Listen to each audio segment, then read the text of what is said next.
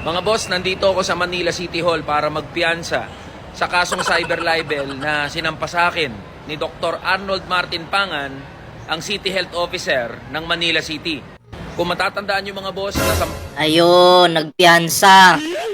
No? Yan kasi, kung sino-sino kasi yung binabanatan kahit wala na sa lugar eh. Diba? Banat pa more. Yan tuloy, may mga kaso kayo. Diba?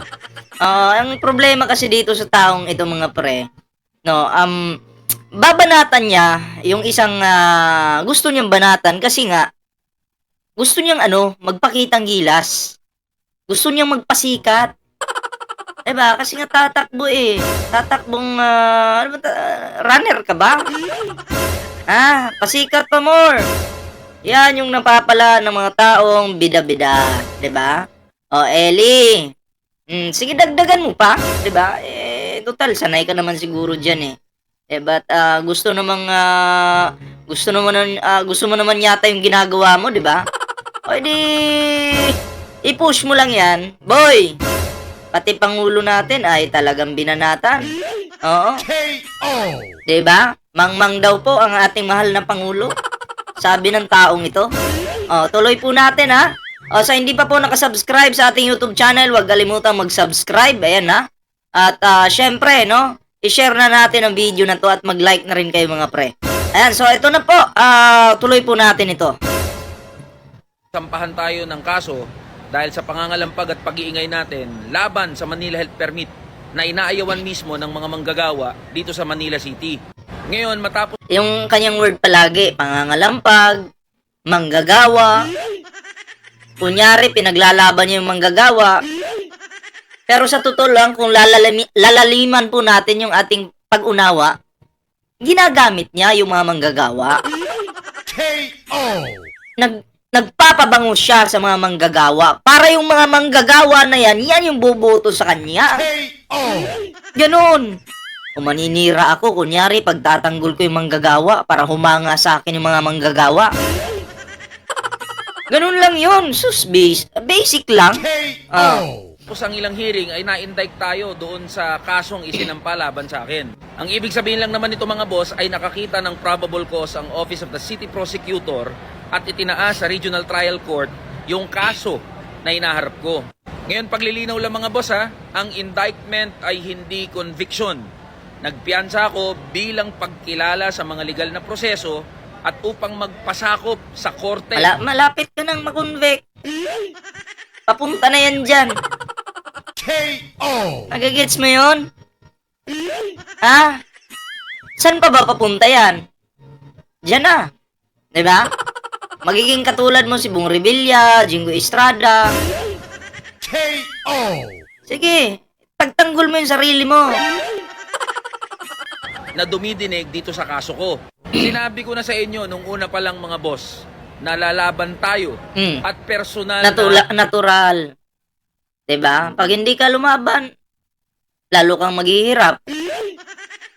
Kailangan mo talagang kumuha ng lawyer at harapin mo yung problema mo. Ikaw naman gumawa niyan eh. Diba? Sino ba naman tanga yung tatakasan yung yung problema niya? Diba? Ano ka, si Roque? Matapos manira, nagtatago. Naharap sa lahat ng proseso na dapat pagdaanan para patunayan na hindi krimen at hindi dapat gawing krimen ang pagpuna sa mga public officials. Okay lang naman mamuna, no? Huwag ka lang susubra dun sa yung makakapanira ka na ng tao. Diba? Okay lang mamuna. Normal lang yan. Oo. Pero kasi, sa mga words mo kasi, minsan pa nga, minumura mo yung isang politiko eh. Diba? Minumura mo yung pagkatao nila.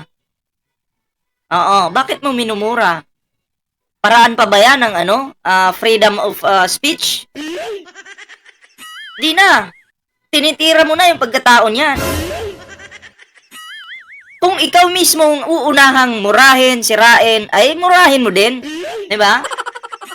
Oo. Gaguhin mo din. Eh kung wala namang ginagawa sa'yo, aba, teka lang, ibang usapan yan, boy. Diba? Oo. Yung mga reaksyon mo kasi, iba na eh. Mukhang idol mo si Digong. Sige, tuloy natin to. Lalong-lalo na sa mga usapin na nakakaapekto sa buhay ng mga manggagawa. Manggagawa na naman. Gagamitin na naman yung manggagawa. Manggagawa na lang kung ano yung pagtatanggol niya. Kung concern ka sa mga manggagawa, o bigyan mo sila ng trabaho. Diba? Patayo ka ng isang kumpanya at bigyan mo ng magandang sahod. Magandang benepisyo. Ganon. Hindi yung gagamitin mo yung mga manggagawa para iboto ka nila, para pag ikaw ay nanalo, mangungurakot ka na. Yan naman yung gawain eh. Mga gayang galawan, alam na alam ko yan. Ang daming ganyan. Diba? Bida-bida. At ordinaryong Pilipino. Nitong nakaraan nga lang mismong Korte Suprema na ang nagpaalala sa lahat ng public officials na walang puwang ang pagiging balat sibuyas sa serbisyo publiko. Tama naman. Walang puwang ang pagiging balat sibuyas sa serbisyo publiko. Kung binabanatan mo siya sa trabaho niya, pwede yun. Pero kung papasukin mo na ang personal niyang buhay, ibang usapan na yan. Yung mumurahin mo siya, aatakihin mo yung pagkatao niya, ay dyan ka magkakaroon ng cyber libel. Diba? Pero kung pupunahin mo lang siya dahil sa mga issue patungkol sa kanya, ay walang problema yun. Actually, yung mga binabanatan mo na nagkaso sa'yo ngayon, hindi sila balat sibuyas. Kasi, kung binabanatan mo lang sana sila patungkol sa issue, okay lang yun eh. Iba yung banat mo eh, pagkatao nila yung target mo eh. Mumurahin mo yung mga tao na yan. May pamura-mura ka pa, buti nga sa'yo. Deserve mo yan. Huwag kang mag-alala, support ka namin pag nakulong ka. Korte Suprema na nagsabi niyan ha. Kaya Dr. Arnold, Tama mo kabobo nitong tao niya to. Intindihin mo, tama, Korte Suprema yung nagsabi. Pero magkaiba, ang babanatan mo siya sa issue niya at babanatan mo siya sa totoong buhay niya. Ang banat kasi nito, ganito. Babanatan ka niya sa issue, tapos isisingit yung private na buhay mo. Or yung pagkatao mo mismo. Babalahurain ng taong ito. Mumurahin. Diba? Tama pa ba yun? Ang palagi kong nakikita dito, minumura niya yung kanyang topic. Ako nagmumura din po ako. Totoo po yan. Pero, ang minumura ko po, yung mga naunang nagkomento sa akin, ay hindi ka makaligtas sa akin. Magko-comment ka ng pagbabanta sa akin, masama. Mumurahin kita. Ganun yun. Diba? Nagigets mo na yung kaibahan? Ang bobo mo. Ang bobo, hindi mura yan. Sadyang ikaw yan, bobo ka talaga. Hindi mo maintindihan yung kaibahan ng dalawa. Yan, nagpiyansa ka pala. Arnold Martin Pangan, take note of this and don't be too sensitive and onion skin. As a City Health Officer of Manila City, your office should... Tama. May kaso na siya. May lawyer naman yata to eh. Tapos ngayon, bumabanat pa rin siya doon sa nagkaso sa kanya at minensyon pa yung pangalan. Gusto yatang madagdagan eh. Open to criticisms and should always take responsibility and accountability in every actions that your office is doing. Kaya mga boss, maraming salamat sa patuloy niyong suporta at pakikiisa sa platform natin. Mahabang laban pa to mga boss, marami pa tayong haharapin. Pero masaya akong ibalita sa inyo that Ellie is here, Ellie is back, tang ina. Yan, tang ina daw. Palag ulit mga boss. Diba? Idol niya si Digong. Mahaba pa daw yung laban nyo. Bakit mo idadama yung mga taong tahimik na naghahanap buhay ng maayos? Bakit mo isasali sa laban mo? Laban mo lang yan. Diba? Eh, sabi mo nga, concern ka sa mga manggagawa. Okay. Manggagawa, concern ka, di ba? So, hayaan mo siguro silang magtrabaho muna. Eh, bakit dinidistract mo yung trabaho nila na sasabihin mo kasama sila sa laban mo? Ha? Ang bobo nito. Kung ako nagtatrabaho tapos magpaparinig ka sa akin, kasama ko kayo sa laban ko. Abay, laban mo lang yun. Diba? Huwag hanap ka kampi, boy. Luko-luko ka.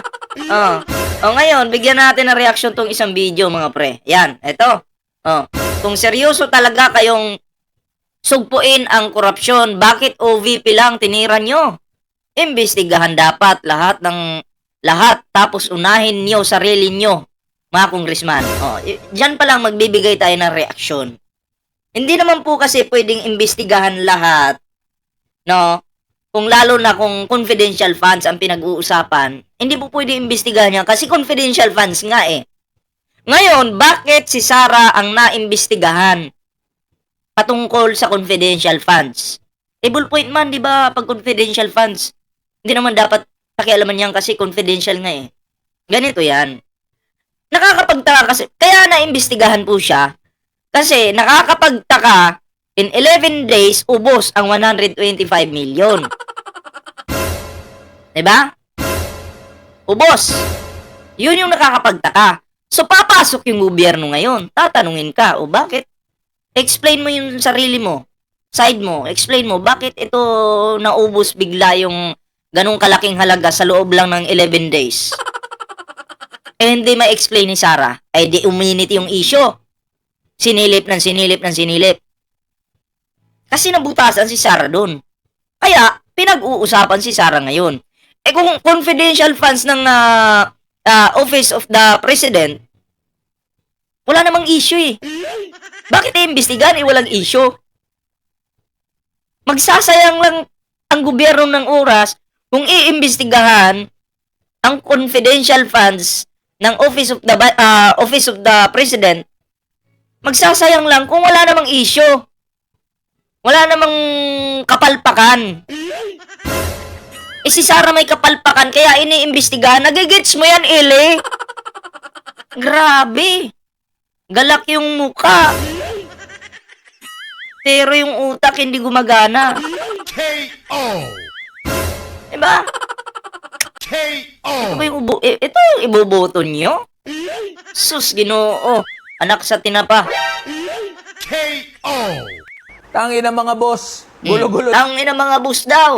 Nagmura na naman. Sige. na to. Balagbagan na. Rambulan na doon sa Kongreso. Tangin na kasi mga congressman to. Kayo na nga yun Putang ina nyo daw mga congressman. Sabi nitong isang kulangot no na manggagamit ng pangalan. Ginagamit yung pangalan nyo eh. Kaya nga daw putang ina daw. 'Di ba? May pamura-mura pa eh. Ang galing. Ang galing ng taong ito. Naku po, nagsisimula ka pa lang. Wag na po nating dagdagan yung yung mga uupo pa diyan sa kung anumang posisyon na mahilig magmuramang baboy. Wag na, no? Kasi dapat sila nga yung tularan ng ating mga anak eh kasi sila yung nandiyan. Eh paano mo tutularan 'yan?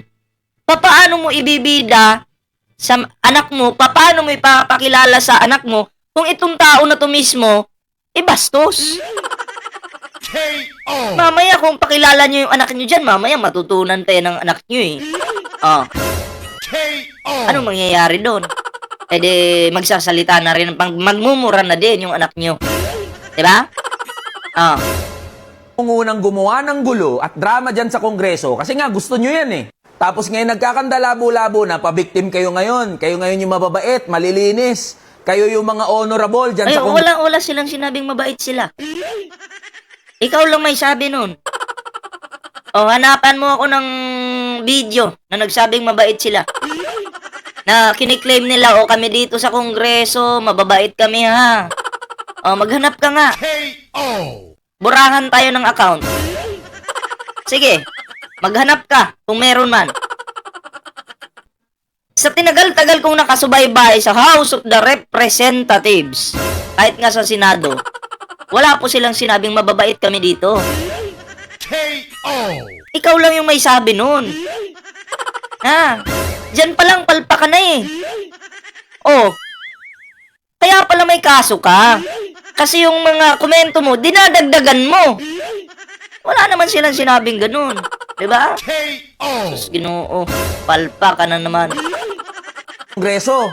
O sige, isa-isahin natin mga boss. Gets naman namin na lahat ng public officials ay dapat transparent at accountable. Yung budget na napupunta sa kanilang mga opisina ay dapat mai-report sa taong bayan kung paano ito ginastos at saan ito napunta. O, kaya nga si Sara Duterte dapat ganun eh. Inaalam, iniimbestigahan paano mo ginastos yung 125 million. Hindi nagsasalita eh. Oh, KO. yung mga sinasabi mo dyan, tumama kay Sara. Dapat nagsalita si Sara para alam ng taong bayan kung saan talaga napunta yung pera. Ay, hindi nagsasalita yung Vice President mo eh. KO. Idol mo yan, di ba? O, Sara, pasimple kang binabanatan nito, oh. Grabe. Oh, galit ito sa'yo. Next time ha, pag magbibitaw ka ng salita, mag-isip ka muna. Teka lang, baka tamaan si Sara nito, yung mga sasabihin ko. Dapat ganon. KO. Kasi yung mga binitawan mong salita, hindi man tatamaan yung mga congressman dyan. Mga kongresista, hindi. Ang number one tatamaan si Sara kasi may issue. KO. Ginagamit mo ba to? Ha? Dinami-rami ng ahensya ng gobyerno na merong confidential fund, bakit OVP lang, Office of the Vice President lang, yung pinupukpok nyo? Oh. Kasi, nakakapagtaka, in 11 days, ubus na yung pera. 125 million. Si Sara lang ang nakagawa nun. Sa dinami-daming naging Vice President, Presidente ng Pilipinas, hindi po ganoon kabilis maggasta ng pera ang mga nakaraang Vice Presidente, Presidente. Hindi po ganoon. Pero si Sara pag upo, hinigop yung 125 million. 11 days. Kaya iniimbestigahan siya.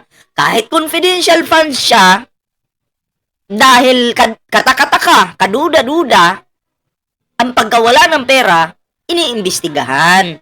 Pero kung wala namang kaduda-duda sana doon, hindi po yan papasukin ng gobyerno. Hindi po yan iimbestigahan. Nagigits mo na? KO. Kaya pala may kaso kay bobo mo dagdag bawas ka sa mga sinasabi mo eh. KO. Talagang seryoso kayo na sugpuin ang korupsyon na putang ina, umpisahan nyo mula Office of the President hanggang sa mga ahensya ng gobyerno, hanggang sa mga local government units na meron ding confidential... So, magsasayang ngayon ng oras yung gobyerno. Marami pang dapat imbestigahan. Tapos, alam mo, kung iimbestigahan lahat, kulang pa po ang 1 taon. Kung wala naman silang issue na lumalabas, bakit mo iimbestigahan? Totoo po yan. Kung iimbestigahan lahat, wala na. Kukulangin po yung 1 taon. KO. Kay Sara pa nga lang eh. Hindi pa nga tapos eh. Diba? Kay Sara Duterte pa lang, hindi pa tapos. Gusto mo ubusin? Tanggapin nyo na si Sara yung tinututukan ngayon. Diba? Huwag yung ilihis yung issue ni Sara. Wag. Tanggapin nyo kaya na tinututukan ngayon ng gobyerno si Sara kasi may kapalpakan. Siya yung nakitaan ng kapalpakan. Kung ginaling-galingan niya sana, diba? Nagtrabaho sana ng maayos, di wala sanang ganun. Diba? Wala sanang, hindi sana siya iimbestigahan ngayon. Oh. Kaya nga, pinatawag siya ng NBI, di ba? Hindi siya sumipot kasi hindi niya kayang i-explain. Anyway, yung pagpatawag naman sa kanya doon sa NBI, patungkol doon sa mga banta-banta. No? Doon pa nga lang sa banta-banta, hindi na niya kayang i-explain eh. Confidential funds pa kaya? KO. funds. Tapos kayo rin mga congressman kayo, ang kakapal na mukha nyo. Kayo nga mismo. Oy, makapal daw yung mukha nyo, mga congressman. Sila Dan Fernandez daw, Paduano, Oh, lahat. Lahat po ng mga congressman. Oh. Except lang sa congresswoman. Kasi congressman naman yung minention dito eh. Mo hindi nagli-liquidate ng pondo ng mga opisina nyo eh. Liquidation by certification nga yung tawag, di ba? Di nga kayo nagpo-provide ng resibo kung saan nyo ginastos yung pondo na nilagak sa mga opisina nyo. Tas ngayon, galit na galit kayo, ang lalakas nyo mamulis. Confidential funds nga eh. Confidential funds nga. Hindi mo pwedeng silipin ang confidential funds kung wala namang issue. Kasi confidential nga. Pero kung yan ay nagkaroon ng issue, papasukin ka na. Iimbestigahan ka na. Eli, ako kaya yung maging teacher mo. Mag-aral ka. Oh, libre lang. Hindi ko kailangan ng bayad. Tuturuan lang kita. KO. Basic lang naman yung alam ko eh. Yung mga basic lang. Pero nakakapagtaka yung mga basic, hindi mo alam. KO. Mga ulol pala kayo eh. Oh, tamo. Mga ulol pala kayo eh. Siguro, sa pagbibitaw niya ng mga salitang ganun, kinakul niya siguro yun.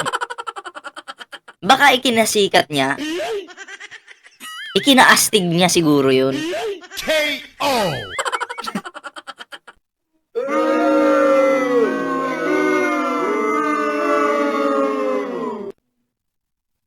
Tatlo lang yan. Ikinasikat, ikinaastig, ano pa?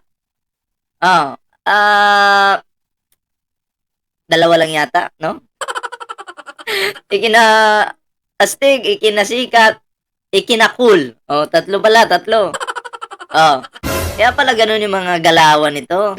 Basang-basa ko na eh. Paulit-ulit yung mga banat niya eh. Walang pagbabago. Yun at yun pa rin. Diba? KO. Mga boss, wala namang malinaw na legislative purpose yung mga hearing na ginagawa ng Kongreso. Okay, parte ng trabaho ng Kongreso. Ano kasi yan? Okay? Yung ginagawang hearing ng Kongreso, para sa publiko yan. Kailangan, alam nyo, itong Kongreso, transparent sila sa mga mamamayang Pilipino. Transparent. Kaya may hearing dyan, kasi pag sa korte na mag-hearing, hindi natin makikita. Kasi korte na yun eh. Itong public hearing to. 'Di ba? Public hearing to. Diyan sa Kongreso. Kaya nila ginagawa yan. Kaya may mga camera eh. Para ipakita sa mga Pilipino sino ang nagsasabi ng totoo. Nagigits mo. Basic lang yan. Hindi mo maintindihan. Ako, sabi ko nga, ang alam ko basic lang. KO. Diba? Pero ito, hindi niya alam. Basic lang. Oh, bakit may hearing dyan sa Kongreso? Para makita ng mamamayang Pilipino kung sino ang sinungaling at hindi. Sino ang may sala at wala. Sino ang kurakot sa hindi. Ganun lang yun. Kasali tayo sa hearing nila. Sa madaling salita, gusto lang nila na makita natin ang mga nangyayari sa loob ng Kongreso. Gets mo? Ang tawag sa'yo ay Kongreso na magpatawag ng mga hearing. Nasa konstitusyon natin yan eh. Pero malinaw yan na hearing in aid of legislation. O anong malinaw na legislative purpose ng mga hearing? Walang katapusang hearing na pinagagawa nyo. Meaning nyo na kasi na political persecution yan sa mga kalaban ng administrasyon. Ang mas masama, ang pinupuruhan nyo, ay yung mga mali kalaban ng administrasyon. Okay? Kung may mali naman yung sinasabi mong kalaban ng administrasyon, kasi yung administrasyon wala namang mini-mention sa harapan ng interview nila na, kalaban namin to kayo lang naman yung gumagawa ng ganyang salita. 'Di ba? Ang PBBM, walang sinasabing, kalabang ko yan si Sara. Wala. 'Di ba? Pero, yun yung pinapalabas nyo. 'Di ba? Oo! Siguro, iniisip nyo, inaaway kasi si Sara. Kaya kalaban ng administrasyon, tandaan nyo. Mga Duterte ang naunang umatake sa administrasyon. Natural, gobyerno yan eh. gobyerno ni PBBM, sisiraan mo. Kung ako ang presidente, papayag ba ako na sisiraan ang gobyernong ito? Hindi. Lahat ng naninira, kailangang managot. Ganun lang yun. Basic na naman. KO. Maliliit at ordinaryong kawani lang din ng gobyerno. Pagsalungat sa gusto nyo mangyari, pag hindi nyo narinig yung gusto nyong marinig, papasight in contempt nyo, ipapakulong nyo, Natural. Kasi sila may mga hawak na ebidensya. Ngayon, pag tinanong ka at nagsinungaling ka, hindi tumugma doon sa hawak nilang ebidensya, malinaw na nagsisinungaling ka. So, kaya ka nga nanumpa eh. 'Di ba? Para magsabi ng katotohanan. O, kung ikaw ngayon ay magsisinungaling, natural. Makukulong ka dyan sa kongreso. Nagigits mo na. Kasi yung mga kongresista dyan, mga kongresista natin, hindi naman po basta-basta tanong lang sila ng hindi. Yung tanong kasi nila nakabase doon sa hawak po nilang ebidensya. Hindi sila tanong lang ng tanong na walang direksyon. Oh, KO. lami ani mo sampalo ni mong utok eh. Bugo kay ka ba? Sinyo, diba ilang beses na nangyari yan sa mga hearing? Yung mga resource person at mga staff ng mga ahensya na pinapatawag nyo, inagde-detain nyo dyan sa kongreso. Pangatlo, para saan ba talaga itong mga hearing na ginagawa ng kongreso? O para saan nga ba talaga? Para saan? Ha? Para managot yung may sala. Para din sa mga Pilipino para makita kung sino ang nagsasabi ng totoo. O gets mo na. Ano ang goal at objective at ganon na lang ka-invested itong mga congressman na maglunsad ng walang katapusang mga hearing? Alam naman namin, nagibaan to ng mga kampo nyo bilang paghahanda para sa 2025 at 2028. O si Paduano yata hindi natatakbo. Diba? Pero bakit nandyan si Paduano? Kung sinasabi mong naghahanda sila para sa eleksyon, hindi natatakbo yung tao eh. Pero ginagampanan niya yung trabaho niya. Oh. Sige nga. Sagutin mo nga yan. KO. Ikaw kasi, gumagawa lang kayo ng palusot eh. Oh, klaro po yan si Paduano. Ayon sa kanya, siya naman may sabi. Na hindi na daw po siya tatakbo. Pero bakit nandyan siya sa kongreso ngayon? Kasi ginagampanan niya yung trabaho niya. KO. Tapos, bubo talaga to. Elections. Kaya nga nagmamadali na kayo para mapa-impeach si Sara Duterte. Bakit? Pag napa-impeach si Sara Duterte, mai-impeach na rin ang korupsyon, matitigil na ang korupsyon, lahat ng nawawalang pera, mababalik na, lahat ng confidential funds. Hindi mababalik, boy. Pero at least, hindi madadagdagan yung mga nanakawin pa. Ha? Kasi kung nandyan pa yung tao mo, okay, dyan sa loob, magnanakaw ng magnanakaw yan. Walang katapusang nakaw yan. Pero kung mapapa-impeach na yan, ay matitigil na yung paghigop ng salapi. KO. Maliliquidate na, magiging maayos at maganda na serbisyo ng gobyerno, gaganda na ekonomiya ng Pilipinas, magiging okay na buhay ng mga manggagawa, pare-pares naggago. Puro manggagawa, paulit-ulit. Oo, alam natin, ako mismo, concerned tayo sa mga manggagawa. Pero wag mo namang ipakita sa kanila na concern ka. Overacting na eh. KO. Diba? Kitang-kita overacting na masyado. Nagsisip-sip ka sa kanila. Diba? Ewan ko. Bakit kaya? KO. Itong mga congressman na to eh. Kaya mga boss, yung drama ng Kongreso tsaka Senado, wala tayong mapapala dyan. Dehado pa nga tayo eh. Kaya wala kayong mapapala. Wala. Kasi, ang amo mo magnanakaw eh. Wala kayong mapapala. Diba? Lalo na pag na-impeach si Sara, ay mas lalo kayong walang mapala. KO. Diba? Kasi sa halip na pag-usapan, yung iba pang mga mahalagang issue, gaya ng sahod, provincial rate, walang ibang inatupag itong mga congressman. Alam mo, kung pag-uusapan, ang mahalaga pang issue, nandyan yung issue ni Sara at Digong. Ha? Kasi kung provincial rate ang pag-uusapan, tapos yung pinakamataas na opisyal magnanakaw, Eh, paano mapapataasan yung sahod ng mga manggagawa kung ang budget naman ninanakaw nitong babaitang ito? So, sige, taasan natin, provincial rate. Halimbawa, ma-approve natin. Eh, itong pangalawang mataas na official, nakaw nung nakaw. O anong ipapasahod mo dyan sa mga manggagawa? Sige nga. Eh, nandun na sa magandang kamay. Kailangan mo nang tapusin ang puno. Ikat yung puno. Diba? Tsaka solusyonan yung mga sahod. Madali na lang yun eh. Madali na lang yan. Pero hanggat may puno na nagnanakaw, kahit ma-approvean pa itong mga provincial rate nito, pagpalagay natin pare-pareho na yung sahod, okay, sige. O paano yan? Eh, may magnanakaw sa loob. Diba? O, halimbawa, ikaw ngayon, nagtatrabaho ka sa gobyerno.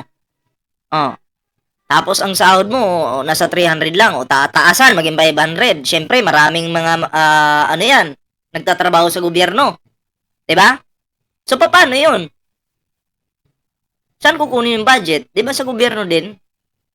Bukod dun sa mga private na mga negosyo, bukod dun itong pinag-uusapan natin, yung nagtatrabaho sa gobyerno. O, saan kukunin yung budget?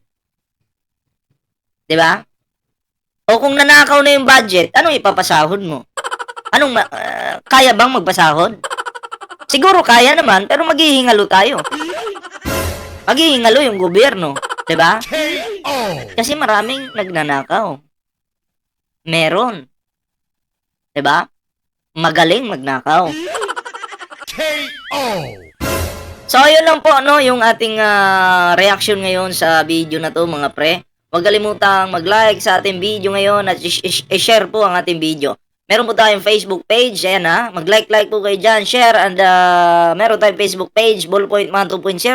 Meron din po tayong TikTok, Ballpoint Man 2.0, at yan po, bisitahin nyo na lang. Oo, kung hindi kayo busy. Ayan share po natin ang ating video na to. So, yun lang guys, maraming salamat po sa pagsama sa ating video ngayon. Huwag kalimutang i-share. Bye guys, and Happy New Year po sa lahat. Okay, dandahan po kayo sa putukan Yung iba dyan, putukan pa yung sa susugo. Dandahan sa putukan pag nagsugo kayo, dapat usap lang. Maka-istorbo kayo magputukan kayo dun KO. Huwag ganun kailangan kayo, ingat sa mga bibiyahe ngayong gabi.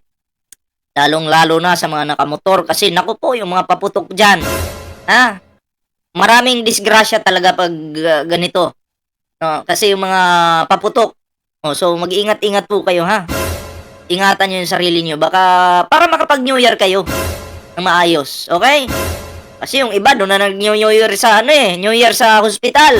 Naputukan sa kamay, naku po. So mag-ingat So, yun lang guys. Ingat-ingat. And bye-bye. Kita-kits po sa susunod na video. Bye-bye guys.